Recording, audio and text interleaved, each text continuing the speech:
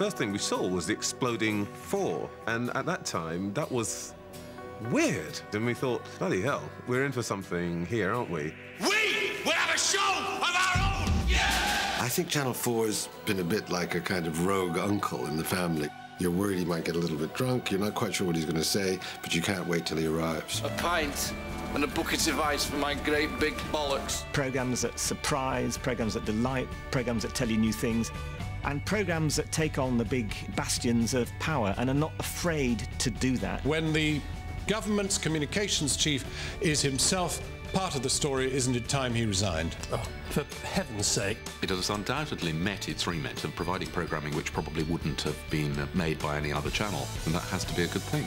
I know who you are and everything that you are. I am you.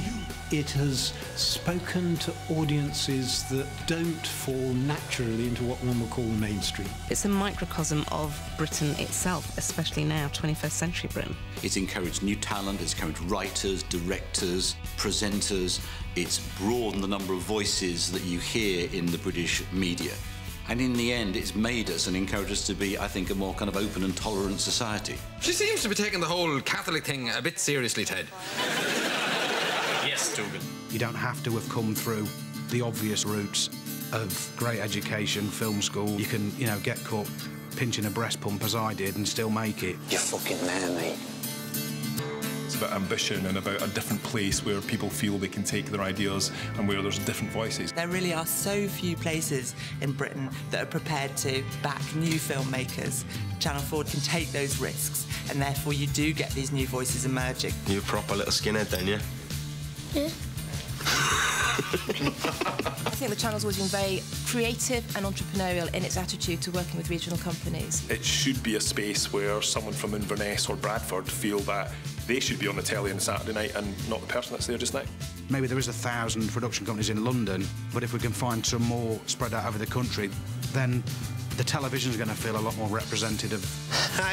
The success of the sector is because we have plurality of provision of public service broadcasting, and that's where Channel 4 has played such an important role. It's helpful for there to be more than one voice, more than one provider out there. It creates a helpful competitive tension and pressure in the system. This issue of plurality of public broadcasting is very central and will be one of the, I think, one of the really big issues over the next 5 years. We've got to get a lot better at talking about the public service value of the things that we do. And that's not saying we're going to make programmes that are boring or tedious, far from it. Doing programmes that really do entertain, but also tell people things that are new. We're going to be looking at the chicken and the egg. This is a sad reality of where your egg comes from. I think there's definitely a gap in terms of what's available online, and Channel 4 is the organisation, I would think, that best knows how to fill it creatively. We've got to be providing more and more online content that truly is interesting, innovative and reaching out to a wide audience, not least to younger audiences who are missing out on what's being offered on the more traditional platforms.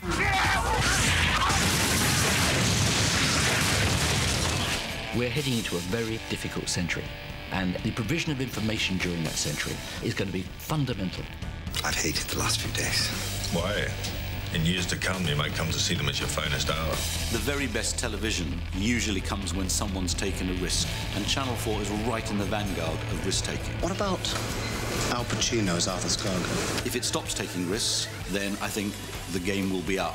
It has to keep the courage to fail. We need to have creative risk-taking. We need to have an organisation that has a freedom to perhaps push the boundaries in a way that other organisations find much harder.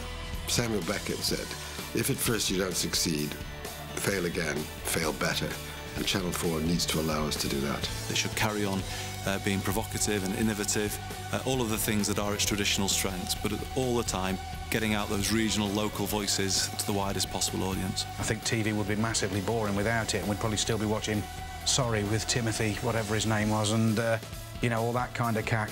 Channel 4 being there, pushing the boundaries, doing new things, speaking to new audiences, giving the BBC a bit of a run for its money is one of the very best things in British broadcasting.